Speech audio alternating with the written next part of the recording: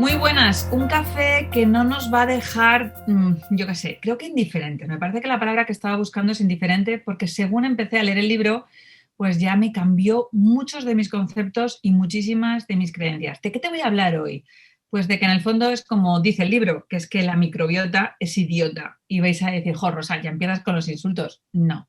Dejadme que os presente a la persona que nos va a hablar de ello porque yo creo que va a romper tantísimas creencias y que empecemos a plantearnos cómo tenemos que mirar los, como dicen, los no, es que iba a decir así un poco el proceso de heces, no sé, ¿cómo explicaroslo? Al final, todos aquellos que parece que son desechos que no lo son, porque lo tenemos absolutamente todo en nuestro cuerpo y nos van a explicar muchísimas cosas.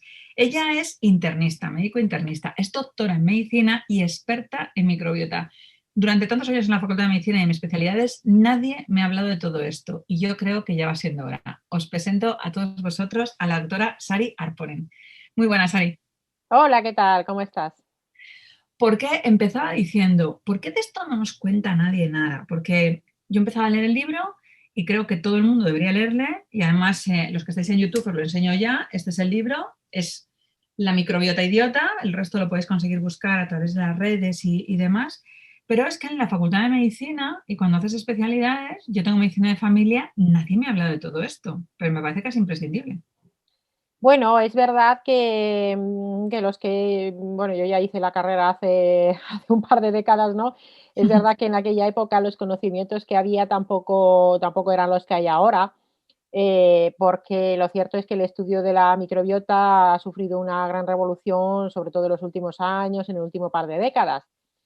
Por explicarle a la gente, pues para que entiendan por qué ha surgido esta revolución.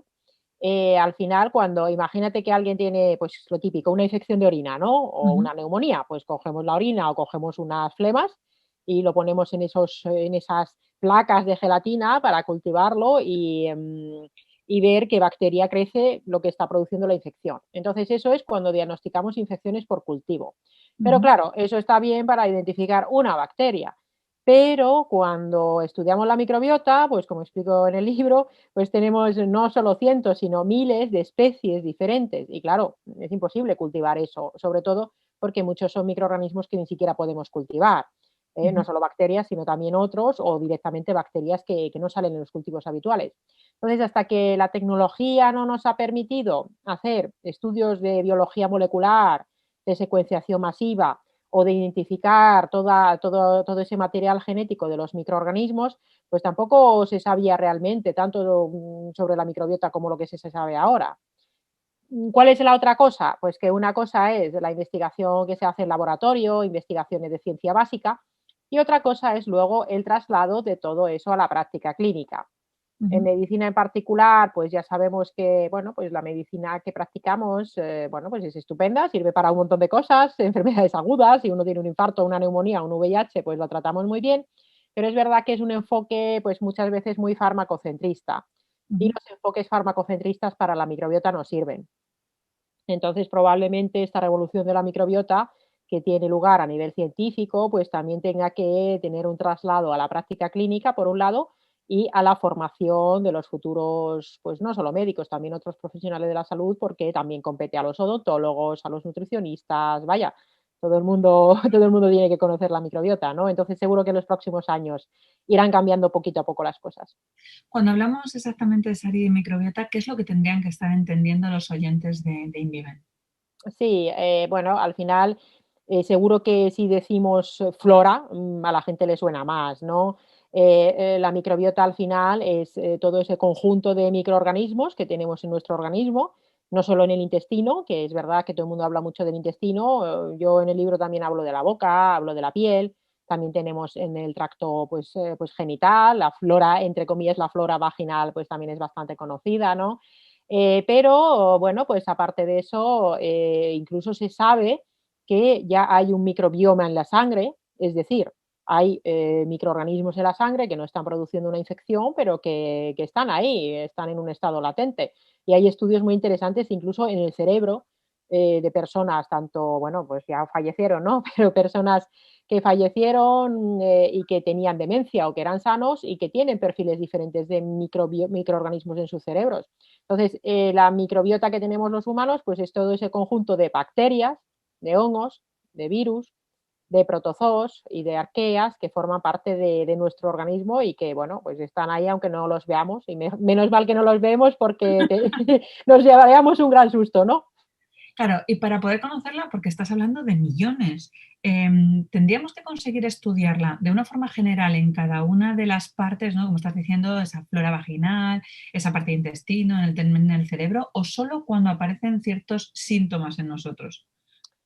Realmente hacer estudios en gente sana de cada una de las partes, desde luego no es demasiado interesante más allá de los estudios de ver cómo es, por ejemplo, la microbiota en una población concreta, porque, bueno, por ejemplo, la microbiota de alguien que vive en Galicia, pues será de un tipo, de alguien que viva, pues qué sé yo, en una aldea de África será de otro tipo, así, ¿no? Entonces, ahí a nivel de investigación es interesante.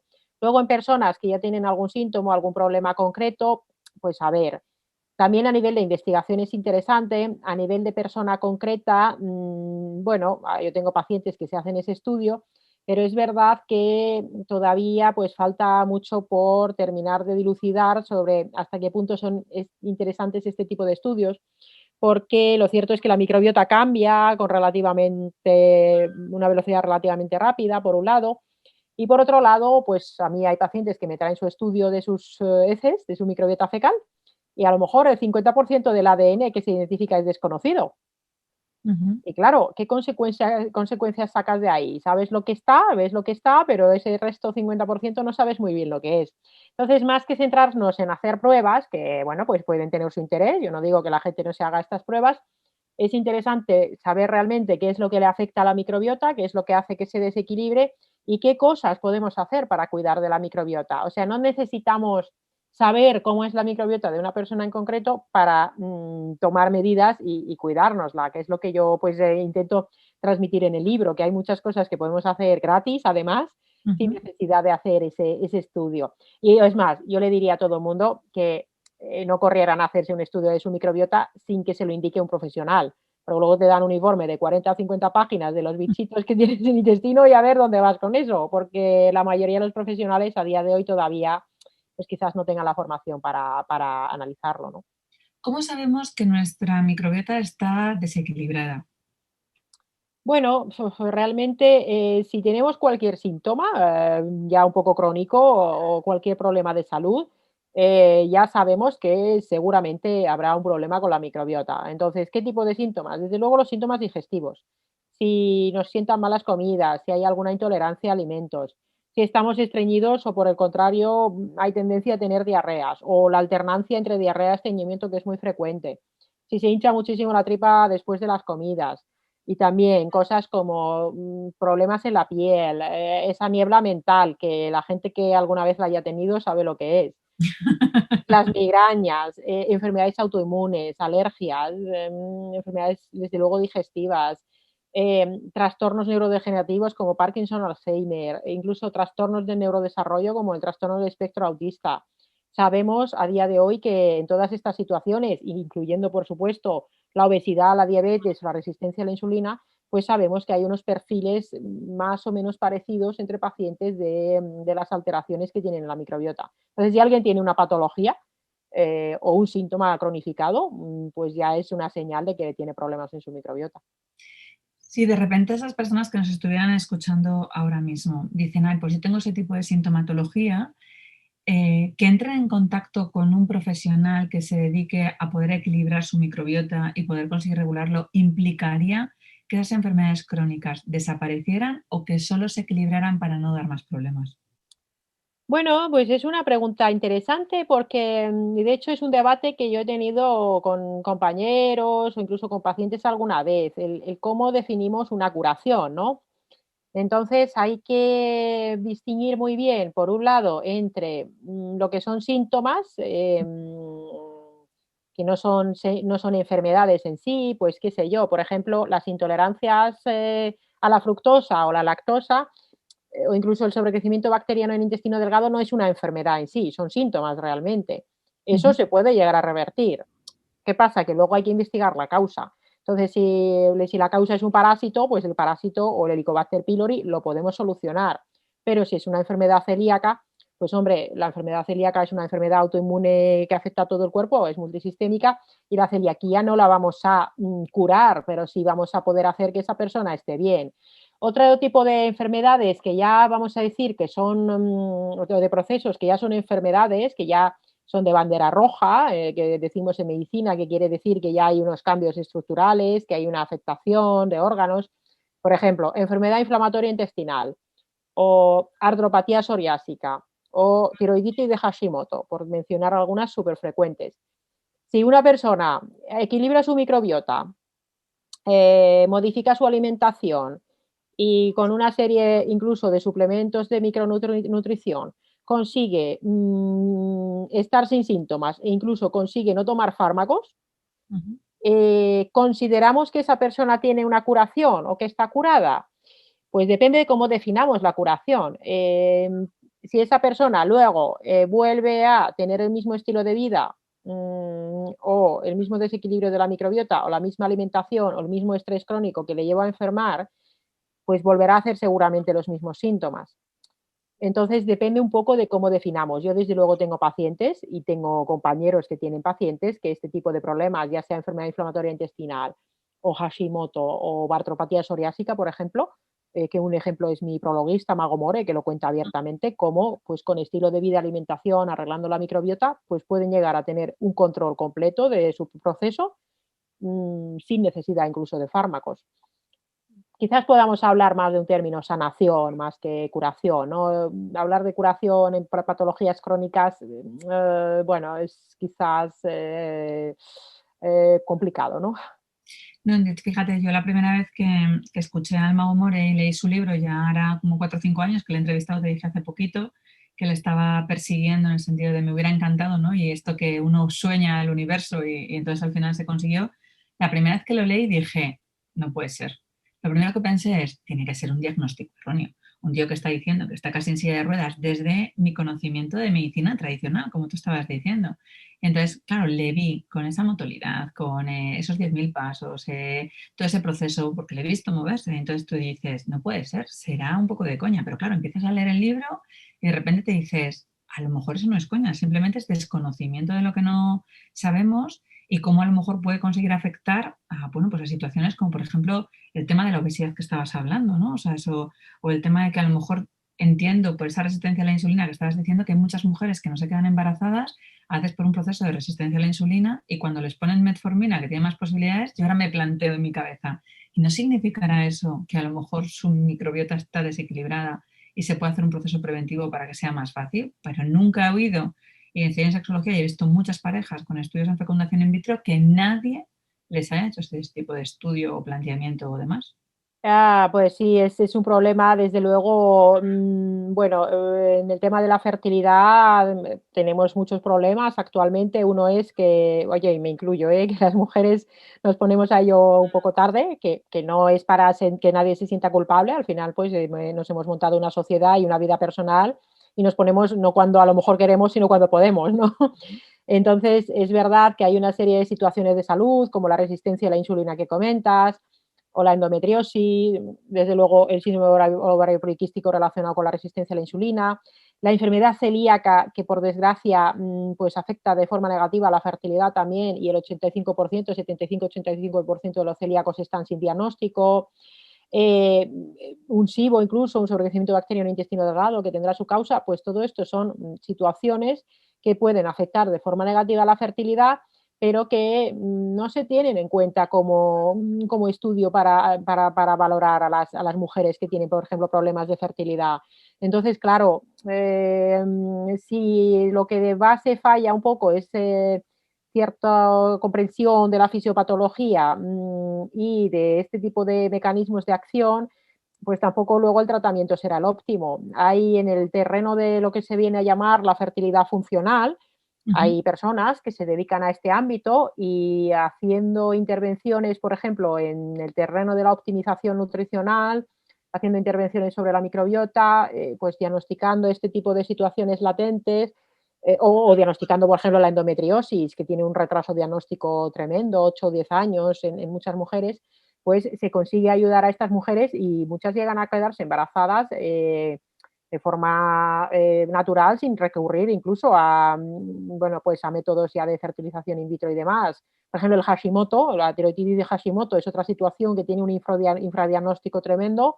Están muy equivocados muchos parámetros, muchos rangos en el tema de considerar lo que es un problema de hipotiroidismo o no. Y claro, bueno, pues quizás la concepción esa dicotómica que se ha tenido de la salud y la enfermedad hasta ahora muy centrada en rangos de laboratorio, pues debamos tener una perspectiva un poco más amplia. No me gusta mucho la palabra holística o integral porque, porque a veces tienen unas connotaciones un poco, bueno, pues extrañas, pero sí que tener esa perspectiva 360 grados, esa perspectiva del ser humano como un superorganismo y esa perspectiva funcional de que no todo lo que tenemos alterado necesariamente va a salir en una analítica. Entonces ahí pues la historia clínica es importante, preguntarle al paciente pues todo es importante y claro, el tiempo que, por ejemplo, hay en la sanidad pública, pues muchas veces no es suficiente para hacer este enfoque más integral. Que vaya, yo estoy convencida de que a todos nuestros colegas les encantaría tener una hora por paciente, pero es Claro. que no es posible. Entonces, al no ser eso posible, pues los enfoques acaban siendo muchas veces muy centrados en pruebas y muy centrados en el fármaco. Pero bueno, la sanidad pública española tiene muchísimas cosas buenas, ya digo, pero habría cabida para mejorar en algunas cosas en el enfoque de este tipo de problemas crónicos. No sé si yo lo entendí bien, pero siempre había pensado que la gente tenemos un olor especial y de repente entiendo que no deberíamos de oler, incluso flipé porque mi marido es neurólogo de base, entonces que había una persona que había conseguido con el cambio de olores hacer diagnósticos previos de hacer las pruebas sobre el Parkinson y entonces aluciné y cuando dijo, y esta persona que dudó, pero 3 meses más tarde, creo que ponía, o 6 meses más tarde, también fue diagnosticada esa persona de Parkinson, dije, bueno, me veo a los expertos por los pasillos empezando todo a saber si huele o no. ¿Por qué entonces?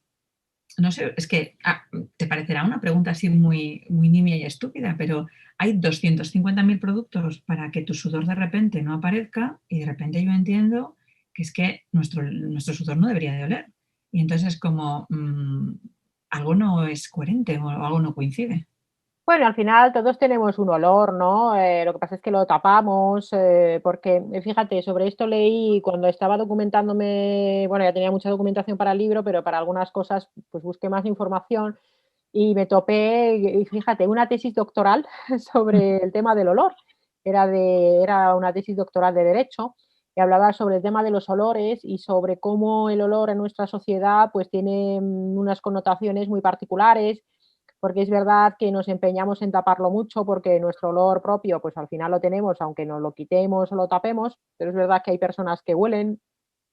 eh, y es verdad que a nivel social las personas que no pueden de alguna manera tapar su olor incluso pueden tener problemas porque a nivel social, claro, haces una invasión del resto del espacio de las otras personas con tu olor, ¿no? Ujú. Entonces, en nuestra sociedad, el tema del olor, pues no insistimos mucho en taparlo, no tendríamos por qué oler mal las personas si estamos sanos, y las personas que acaban teniendo muchos problemas de olor, ya sea por halitosis, porque les huela el aliento, ya sea porque les huela el cuerpo, pues al final si el olor es malo, porque hay gente que llega a oler a perro mojado, literal, o incluso a, sí, sí, es verdad, o incluso a podrido o a muerto, porque, bueno, pues tienen una microbiota que a lo mejor fabrica sustancias que se llama pues cadaverina o putrescina, y claro, con esos nombres es fácil entender que huele mal.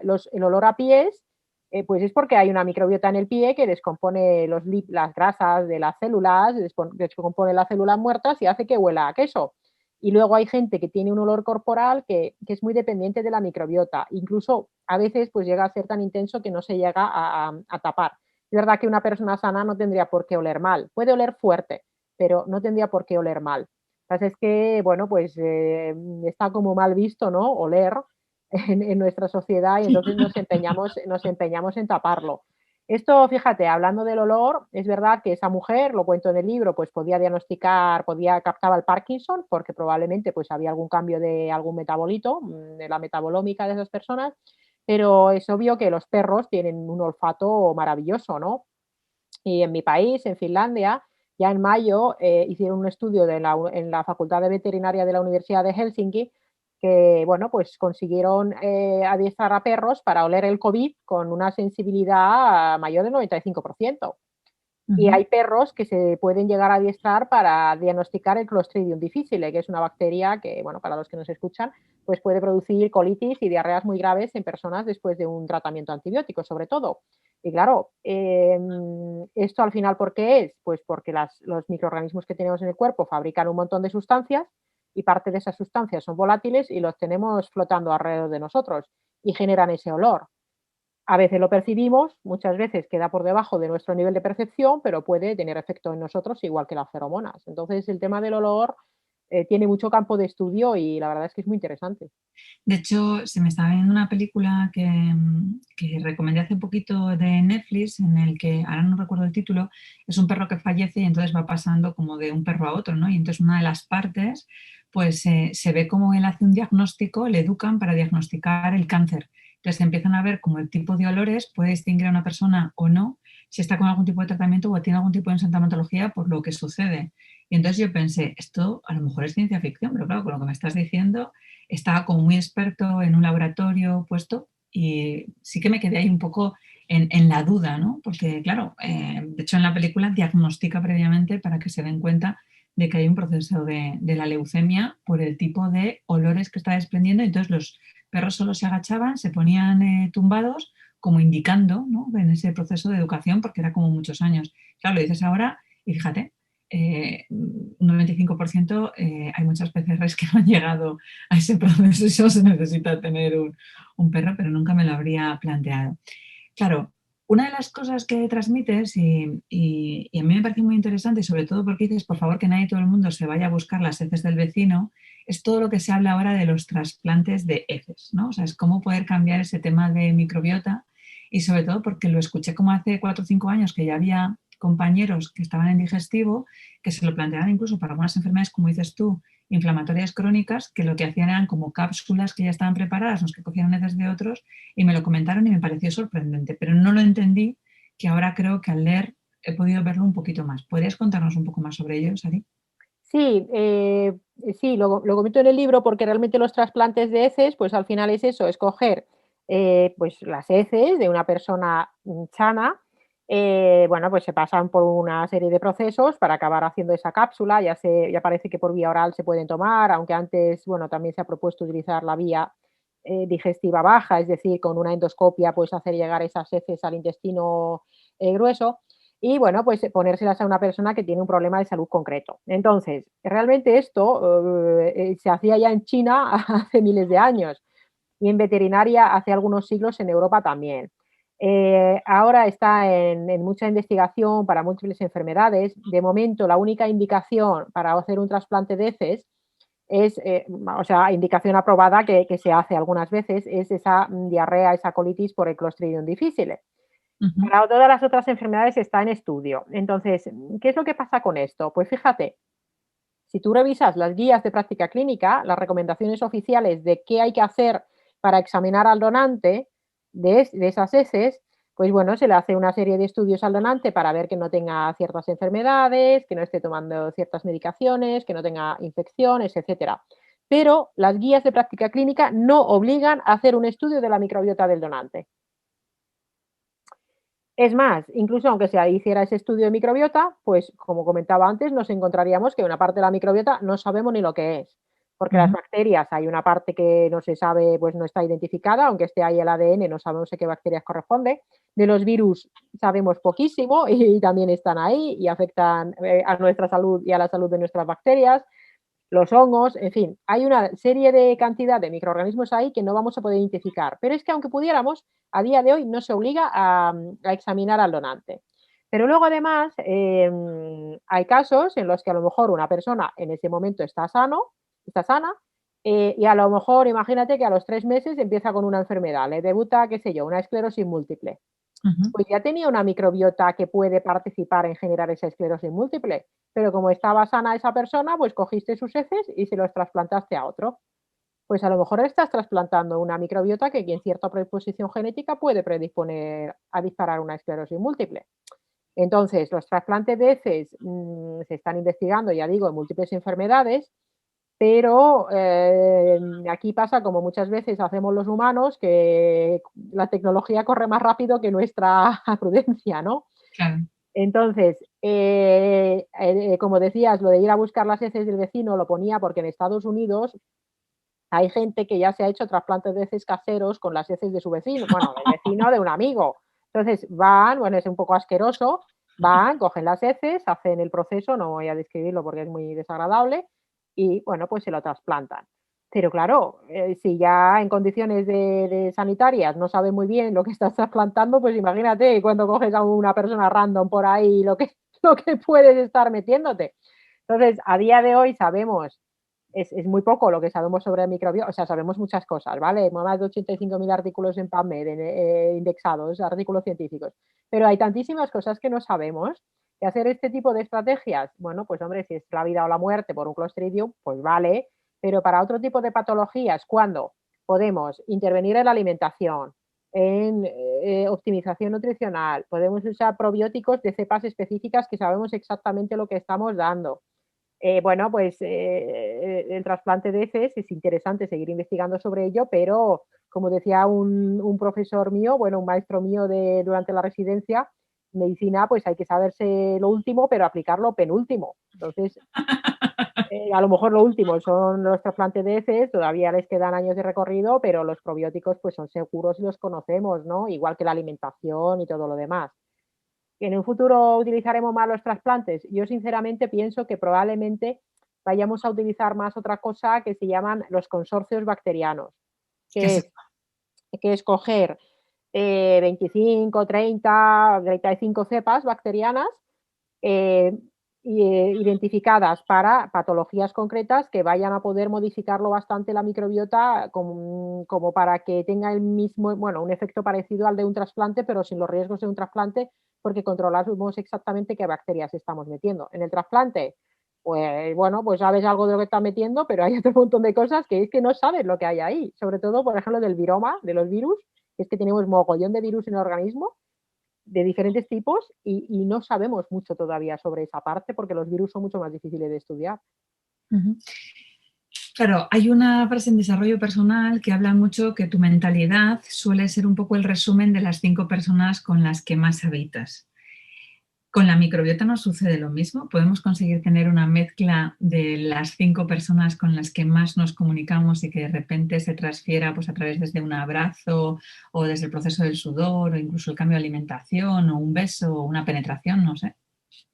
Sí, sí, nuestra microbiota se parece mucho más a la microbiota de nuestros convivientes, porque, bueno, al final los factores, bueno, la genética sí que regula un poquito, pero es mucho menos importante, un 10, 20% se estima, pero todo lo que comemos, el dónde vivimos, si tenemos mascotas o no, las transferencias, como dices, con otras personas, ya sea por los besos, los abrazos, bueno, pues todo eso modifica la microbiota y, normal, y es muy común que la gente que vive en una misma casa, pues al final tenga un estilo de vida muy parecido y la alimentación también suele ser muy similar. Además de todas esas transferencias en el contacto estrecho, ¿no? Entonces es verdad que con las personas con las que más contacto tienes, pues es a quien se te acaba apareciendo la microbiota. Esto en particular en los niños, pues los niños cuando nacen su microbiota se parece fundamentalmente a la microbiota materna, luego si se recibe lactancia materna, pues depende muchísimo de la microbiota de esa leche de la madre y luego pues el papá también empieza a hacer aportes.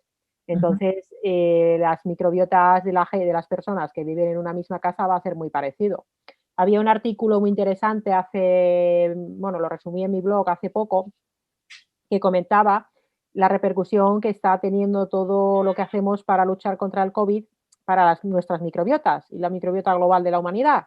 Porque todas estas transferencias que tenemos con otras personas, pues ahora no existen prácticamente, ¿no? Y hablaba sobre cómo para los niños en particular el recibir pocas transferencias y tener poco contacto, pues ya no solo con otras personas, sino también poco contacto con la naturaleza por la restricción de movilidad, los cierres de parques, etcétera, o el poco contacto que tienen los ancianos ahora, sobre todo los que están en centros residenciales, pues tiene un impacto negativo sobre la microbiota. Entonces, bueno, que yo no digo que no haya que hacer distancia social o que no haya que hacer higiene, pero es verdad que cuando haces una cosa para una cosa cualquiera, una intervención cualquiera, pues muchas veces esas intervenciones van a tener efectos, bueno, pues no deseados y que no pensabas a priori que fueran a tener tanta importancia. Entonces, sí, las transferencias con las otras personas son súper importantes. Fíjate que, por ejemplo, la enfermedad de Parkinson, si volvemos al Parkinson, pues muchas veces, bueno, pues es frecuente que una misma pareja, es más frecuente tener Parkinson si tu pareja tiene Parkinson que si tu pareja no lo tiene, porque se ha visto relación con el Helicobacter pylori, una bacteria que puede dar problemas en el estómago, y también con ese sobrecrecimiento bacteriano en intestino delgado, por ejemplo. Y luego la enfermedad periodontal, que es súper frecuente, que es tener pues, un tipo de disbiosis en la boca, pues claro, en una pareja que se besa es lógico darse cuenta de que las bacterias pasan de una boca a otra y uno ya puede ir al dentista a la vez que quiera, que como su pareja no vaya al dentista también, pues le vuelve a pasar las bacterias. Ujú. Eso implica, claro, porque estoy viendo ahí el beso, incluso esa convivencia que es más cercana para dormir, pero yo estaba pensando, compañeros, por ejemplo, que han estado a nivel sanitario en el hospital, ¿se puede hacer una transferencia en el que por el contacto pueden conseguir coger microbiotas de otros pacientes cuando les exploran, aunque usen guantes, yo qué sé, desde el punto de vista respiratorio? Porque ahora tenemos mascarillas y hemos visto que, por ejemplo, la gripe no hemos tenido prácticamente ningún caso. No sé, la última vez creo que he visto que han sido 7 casos que habían sucedido en España, ¿no? Pero pueden conseguir transferirse de manera que alguien, por ejemplo, pues eso, un neurólogo que esté todo el rato viendo la especialización de Parkinson y ve 7 horas pacientes de Parkinson, que pueda tener más facilidades a que cambie su microbiota, o no, tendría que haber un proceso de convivencia. No, probablemente no, porque son contactos al final no son tan cercanos, no, los médicos, bueno, salvo la exploración física, no solemos tener tanto contacto tan cercano con los pacientes. Hombre, es verdad que en el ámbito hospitalario al final hay, pues una, por mucha higiene que haya, pues hay una microbiota patógena, es decir, aunque te pongan los guantes, pues tampoco los llevas todo el rato y hay muchos microorganismos, pues muy resistentes, ¿no? Pues qué sé yo, todas las carbapenemasas que se llaman ahora, todos esos superbichos que se llaman, que son muy resistentes a muchos antibióticos, pues al final puede ser que acabes llevando algo de eso en la mano. Bueno, pues puede ser, porque es que si no tampoco habría infecciones en la comunidad, por ejemplo, de orina por este tipo de microorganismos. Pero si tenemos una microbiota saludable, en la piel, sobre todo, en este caso, o la microbiota respiratoria en la nariz, pues esa microbiota saludable puede hacer frente a esos colonizadores y que no lleguen a establecerse de forma permanente. Claro, sí que hay estudios, es que fíjate, esto es curioso porque, por ejemplo, una bacteria que es el Staphylococcus aureus, pues es una bacteria que puede volverse muy resistente a, pues a muchos antibióticos.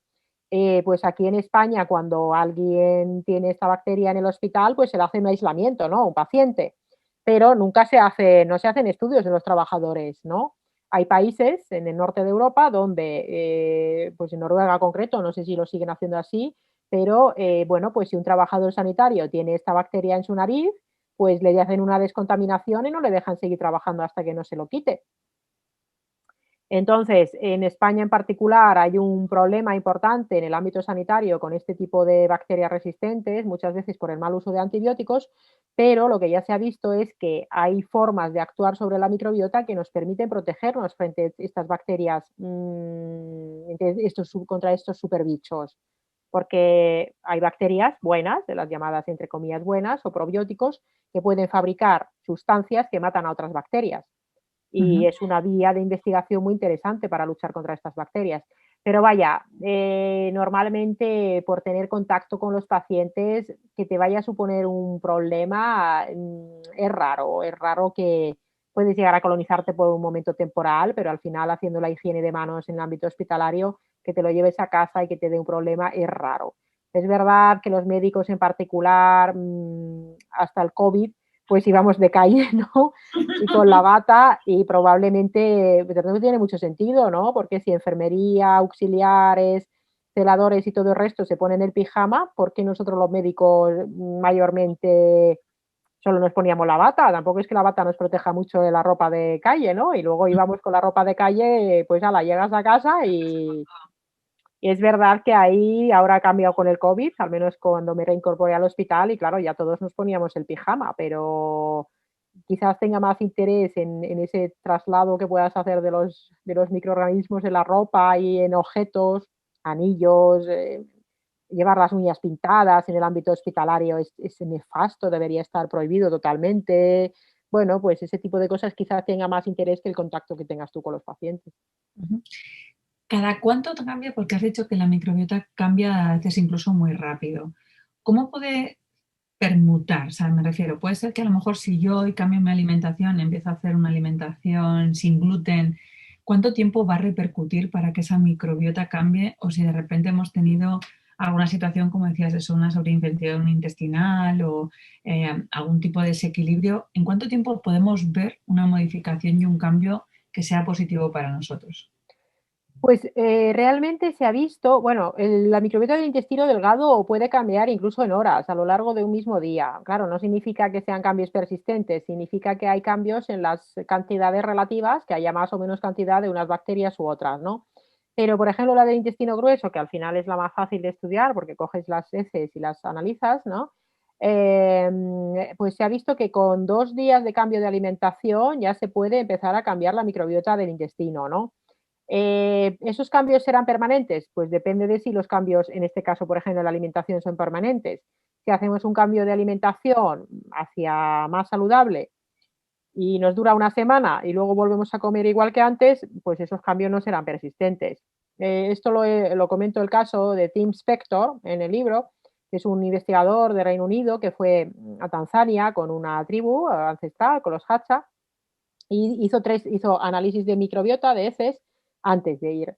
Estuvo 3 días con ellos y comía como ellos, dormía en una choza y bueno, pues a la vuelta pues se volvió a hacer el estudio de microbiota y le había cambiado.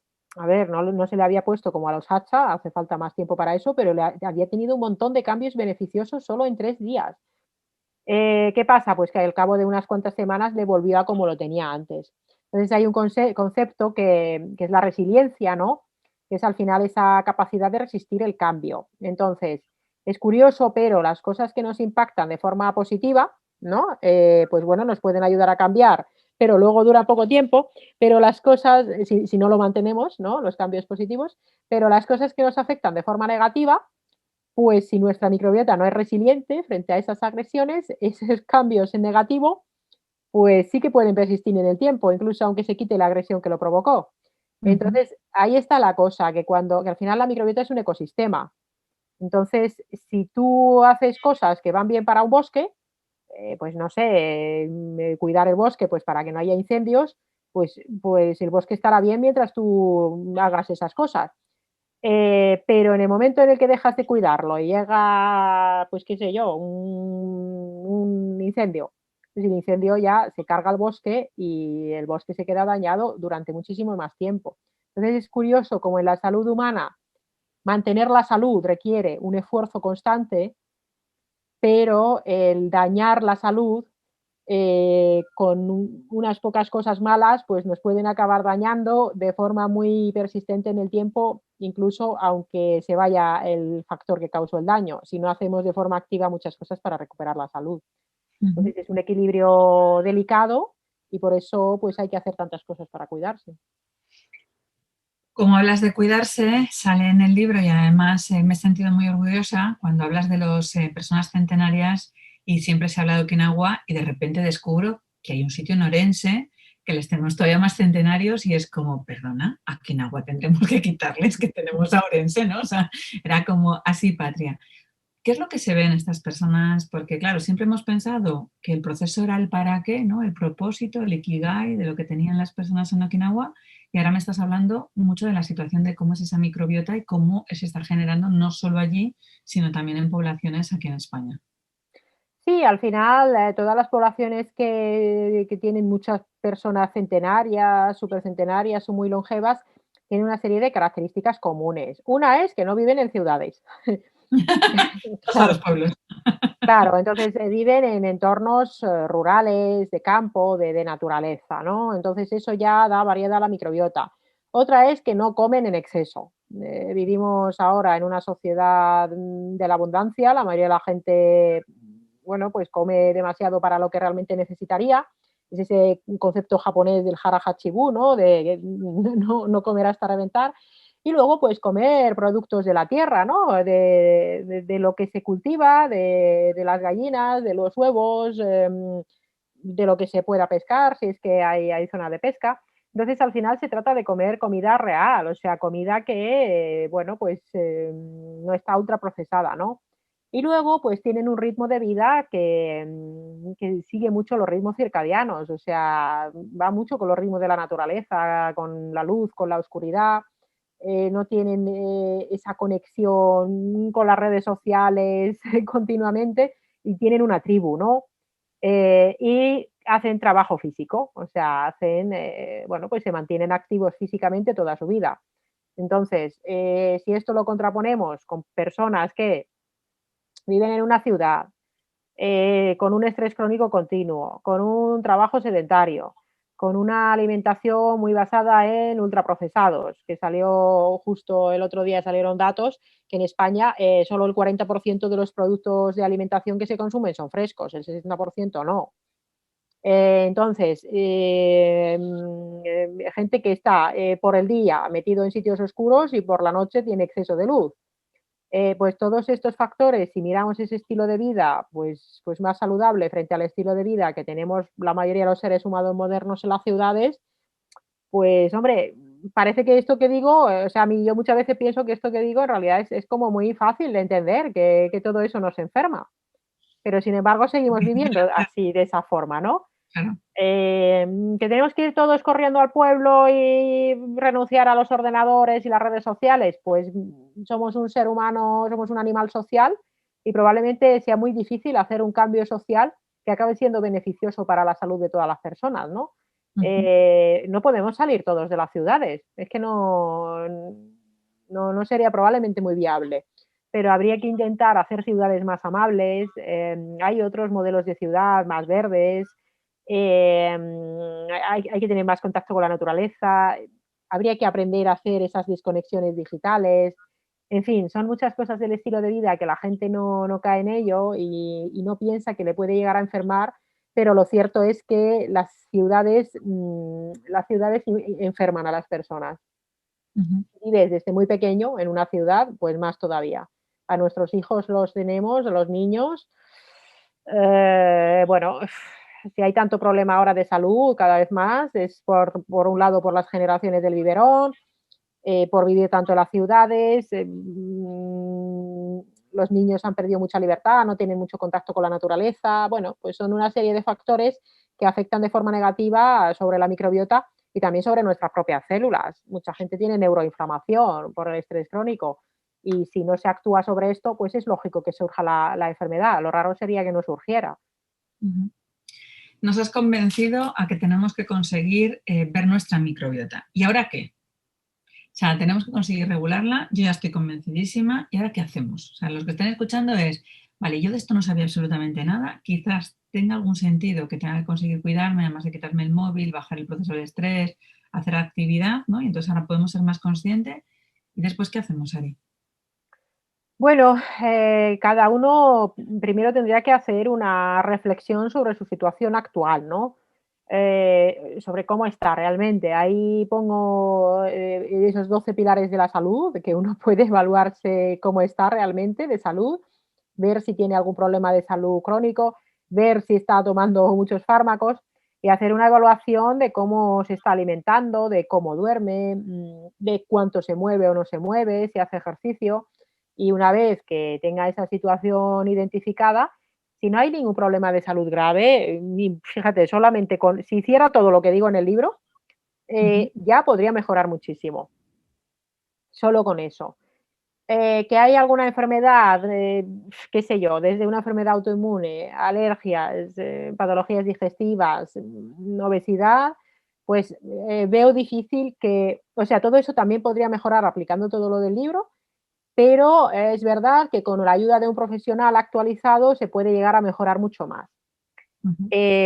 modulando la microbiota, haciendo un diagnóstico adecuado y desde luego optimizando también todos los déficits nutricionales que son, por ejemplo, el déficit de vitamina D, que es pandémica, el déficit de magnesio, que lo tiene entre el 50 y el 75% de la población, el déficit de zinc, que en España lo tiene muchísima gente, el desequilibrio entre el omega 3 y el omega 6.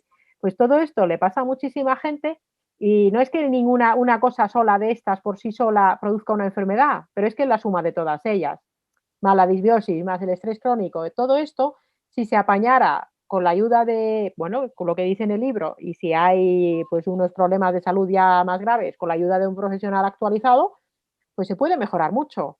Yo tengo muchos pacientes que tienen problemas de este tipo crónicos y no están tomando medicación. Ahora sí, están tomando probióticos, hacen un tipo de, un patrón de alimentación, bueno, pues diferente de lo que se considera por los, bueno, de forma oficial como lo más óptimo, un patrón de alimentación evolutivo. Bueno, hacen ejercicio, hacen una serie de cosas que les permiten mantener esa salud. Em, entonces yo lo que diría es, pues leer el libro, aplicar todo lo que pueda, pero, por ejemplo, si hay una autoinmunidad, todo eso se puede controlar bastante bien haciendo con un profesional actualizado. Claro, aquí la gente me dice, ¿pero qué profesional actualizado? Pues yo, pues este tipo de estrategias, si tú piensas que yo para pasar consulta, esta mañana estaba pasando consulta, le he pasado consulta a una paciente y he estado 1 hora y 40 minutos. Ujú.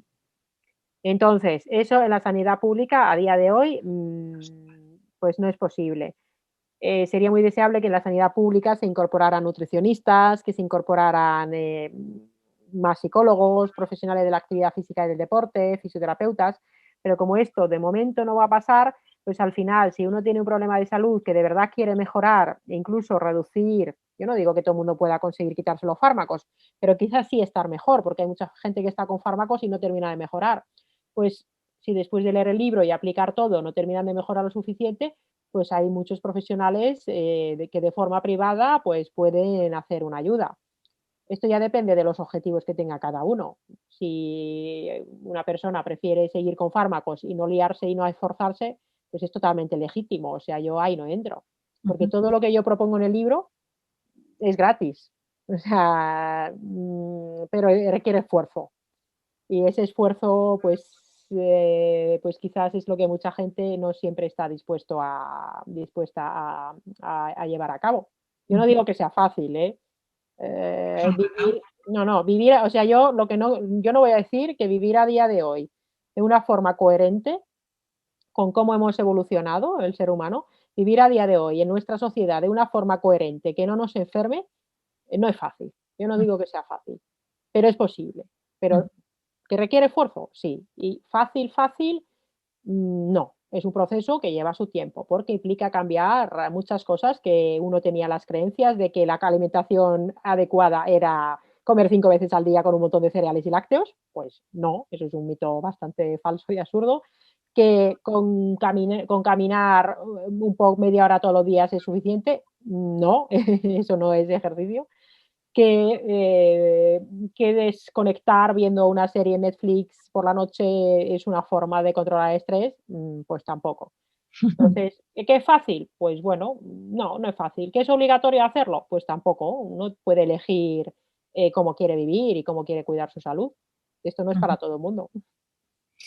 No, no, está clarísimo y de hecho además yo te agradezco que nos lo hayas hecho para este reducido mundo de todas las personas que están aquí dentro de la tribu Inbriven, porque ha sido un placer enorme. De hecho, vuelvo a enseñaros el libro, chicos, porque yo creo que os ha convencido suficiente para que podáis. Es La microbiota es idiota, de Sara Arponen, y yo creo que es el momento de saber que no es la cosa vivir, ¿no? Como decimos en otras ocasiones, sino el saber cómo estamos sobreviviendo, ¿no? O sea, no son el tema de los años, sino cómo llegar a ellos. Y es verdad que la medicina nos está permitiendo en muchas ocasiones alargar todos esos años a nuestro cuerpo, pero claro, de llegar bien a llegar mal hay una diferencia. Mil gracias, Ari, por haber estado aquí con todos nosotros.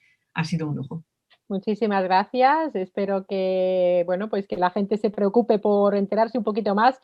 Diré también que muchas veces a lo mejor no hace falta hacer todos los cambios, porque a menudo una pequeña diferencia, un pequeño cambio de hábitos, luego trae detrás pues muchos efectos beneficiosos que llevan a hacer otros cambios beneficiosos. Entonces, no se trata de cambiar toda la vida de repente, sino empezar a implantar poco a poco hábitos que de verdad sean útiles y que nos ayuden a estar más sanos. Así que muchas gracias y espero que sea de utilidad lo que hemos contado.